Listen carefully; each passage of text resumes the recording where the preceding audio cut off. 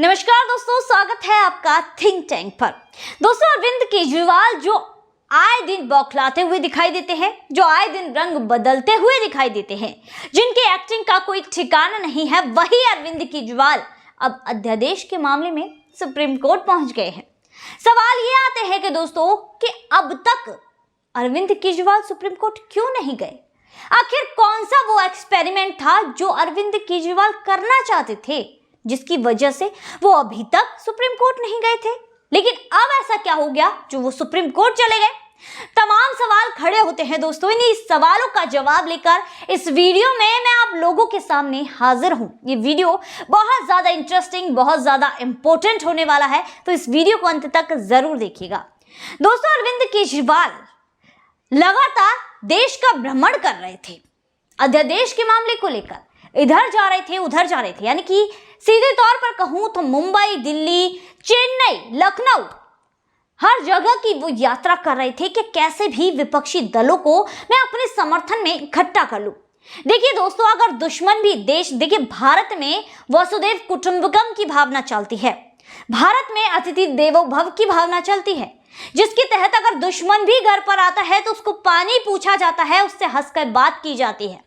ये हमारी भारतीय संस्कृति है।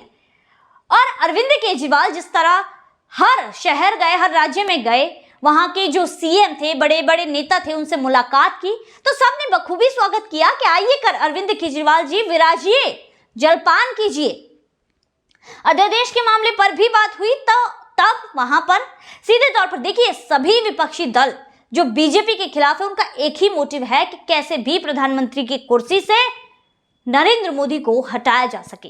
लेकिन अध्यादेश ऐसा मुद्दा था जिसकी वजह से अरविंद केजरीवाल अपना ही उल्लू सीधा करना चाहता था, जिसमें लगातार विपक्षी दलों को डरा रहा था कि भाई तुम्हारे साथ भी कल को ये हो सकता है, तुम इस पर मेरा समर्थन दो, तुम्हारे साथ जब होगा तो मैं दूंगा।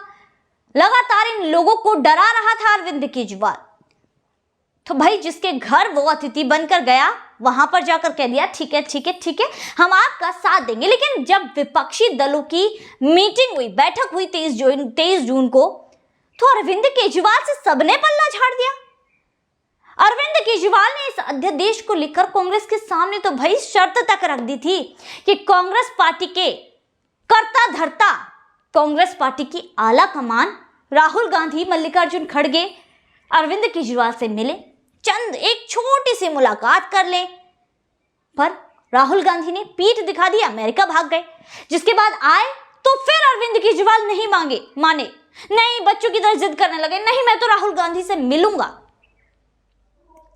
और अध्यादेश के मामले पर अरविंद केजरीवाल ने साफ कह दिया भाई कांग्रेस पार्टी ये जवाब जल्द से जल्द दे। और इस बैठक में जो 23 जून को हो गई है, उसके लिए ये शर्त रखी थी कि कैसे भी जो पहला मुद्दा होगा विपक्षी दलों का, वो यही होगा कि हम अध्यादेश की बात करेंगे। लेकिन जैसे ही अरविंद केजरीवाल ने यहां पर ये बात शुरू की, यहां पर तो अरविंद केजरीवाल की बोलती बंद कर दी गई। ममता बनर्जी ने पल्ला झाड़ लिया, मल्लिकार्जुन खड़गे ने जमकर फटकार लगा दी, लताड़ लगा दी। जिसके बाद एक्टिंग खोर केजरीवाल, एक्टिंग में माहिर, भाग गए सभा छोड़कर, बैठक छोड़कर ही अरविंद केजरीवाल भाग गए मुंह छुपाकर।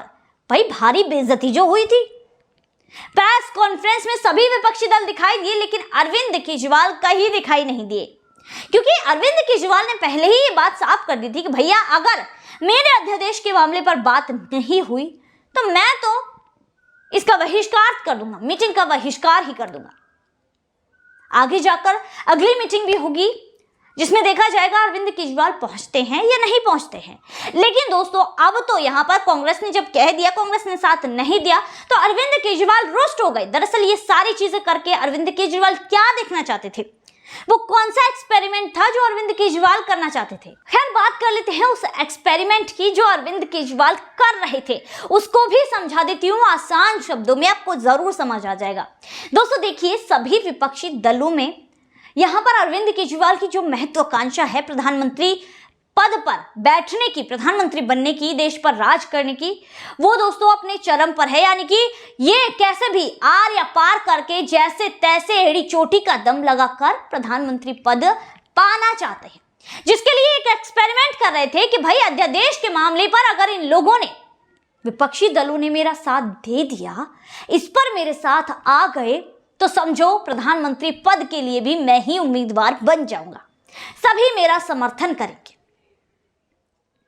लेकिन ऐसा हुआ नहीं। विपक्षी दलों ने तो जमकर लताड़ अरविंद केजरीवाल को इस बैठक में लगाई, जिसके बाद हमने देखा कि प्रियंका कक्कड़ जो आम आदमी पार्टी की नेता हैं, उन्होंने तो भैया बाकायदा ट्वीट करके ये लिखा। दरअसल इनका जो मंशा थी वो राहुल गांधी को रास्ते से हटाने की थी। प्रियंका कक्कड़ ने साफ कहा कि भैया 2 बार तुम प्रधानमंत्री पद के लिए उम्मीदवार राहुल गांधी को बना चुके हो, तीसरी बार बनाने की गलती मत करना। दरअसल सीधे तौर पर ये बता रहे थे कि राहुल गांधी को प्रधानमंत्री पद का उम्मीदवार नहीं बनना चाहिए, क्योंकि 2 बार हार चुके हैं। इन्हें डर है कि भाई अगर विपक्षी दल सहमत हो गए तो राहुल गांधी को तीसरी बार ये इसी पद के लिए, प्रधानमंत्री पद के लिए उम्मीदवार बनाने लगे तो मेरा तो पत्ता साफ हो जाएगा। इसी डर से प्रियंका कक्कड़ ने आम आदमी पार्टी की ओर से अरविंद केजरीवाल की ओर से ये ट्वीट किया। खैर दोस्तों, अरविंद केजरीवाल, मैंने कहा था ना कि रंग बहुत बदलते हैं। हमने देखा कि आए दिन नरेंद्र मोदी के खिलाफ बातें करने वाला व्यक्ति मोदी के द्वारा लाए हुए यूनिफॉर्म सिविल कोड को कैसे सहमति दे रहा है। यूनिफॉर्म सिविल कोड को सहमति दे दी, वो सहमति भी है तब, जबकि अभी तक कोई सहमति मांगी नहीं गई है। पहले से ही चलो जी, पहले हम ही पहल कर देते हैं, विपक्षियों की तरफ से हम ही सहमति दे देते हैं। अरविंद केजरीवाल ने दे दी, जबकि दूसरी तरफ अध्यादेश के मामले को लेकर लगातार टारगेट किया जा रहा है मोदी को। मोदी मोदी मोदी। अब सुप्रीम कोर्ट पहुंच गए हैं। सुप्रीम कोर्ट में यह कहा गया है अरविंद केजरीवाल के द्वारा, देखिए मोदी सरकार तो असंवैधानिक बिल लाई है, अध्यादेश लाई है, जिससे हमारे विकास कार्य को, दिल्ली में विकास नहीं हो रहा है, हमारे कामों को रोका जा रहा है। जबकि सुप्रीम कोर्ट में अध्यादेश लाने के बाद मोदी सरकार यानी कि बीजेपी पार्टी की तरफ से मोदी सरकार ये साफ तौर पर कह चुकी है कि भैया मजबूरी में ये बिल लाया गया है। ये जो व्यक्ति है ये आईएएस अधिकारियों को बड़ा ही परेशान कर रहा था। हमने देखा था कि जब सुप्रीम कोर्ट का 11 मई को फैसला आया था, उसके बाद जश्न मनाया गया, जिसके बाद ताबड़तोड़ तबादले किए गए। राजशेखर, उनका तबादला किया गया, उसके बाद उनके ऑफिस में छेड़खानी की गई, जिसका सीसीटीवी फुटेज सामने आया था। अब ये किसने किया साफ तौर पर अभी तक पता नहीं चला है, लेकिन हमें यह पता है कि उसमें छेड़छाड़ की गई थी, फाइलों की हेराफेरी की जा रही थी। यही तो ये लोग चाहते थे।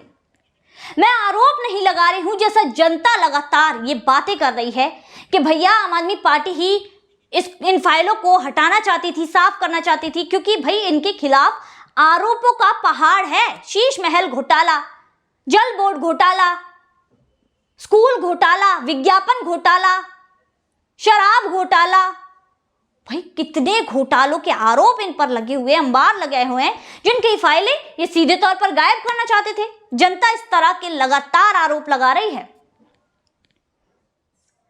जिसके तहत इन लोगों ने ये बातें कही। अब देखिए अरविंद केजरीवाल कह रहे हैं कि भैया पहले जो मानसून सत्र स्टार्ट होने वाला है 3 जुलाई को, मैं तो उसमें अध्यादेश को फाड़ दूंगा, उसकी कॉपियों को फाड़ दूंगा। जिस संविधान पर रखकर जिस संविधान को साक्षी मानकर तुमने कसम खाई, ये मुख्यमंत्री पद को स्वीकार किया, आज उसी संविधान का ये व्यक्ति अरविंद केजरीवाल अनादर करने पर तुला है। और अध्यादेश भी संविधान के तहत ही लाया गया है। ये मोदी सरकार पहली सरकार नहीं है जो सुप्रीम कोर्ट का फैसला बदल रही है, जो ऐसा अध्यादेश लेकर आई है।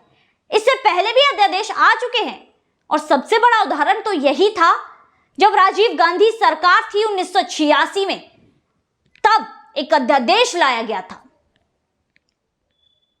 सुप्रीम कोर्ट के फैसले को बदला गया था। तब कोई सामने नहीं आया, तब किसी ने इस बात पे बात नहीं की। लेकिन अब जब मोदी सरकार ने गलत को रोकने की कोशिश की है, तो यहां पर ये लोग बौखला रहे हैं, बिलबिला रहे हैं, कह रहे हैं कि भैया ये तो संविधान के तहत ही नहीं है, असंवैधानिक है, फड़फड़ा रहे हैं।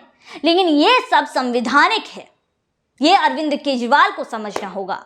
और अब जहां वो सुप्रीम कोर्ट में गए हैं, वहां पर साफ तौर पर ये सारी चीजें लगातार जो अपनी बड़बड़ाहट, अपनी घबराहट, अपनी फड़फड़ाहट दिखा रहे हैं अरविंद केजरीवाल, उससे कुछ नहीं होने वाला।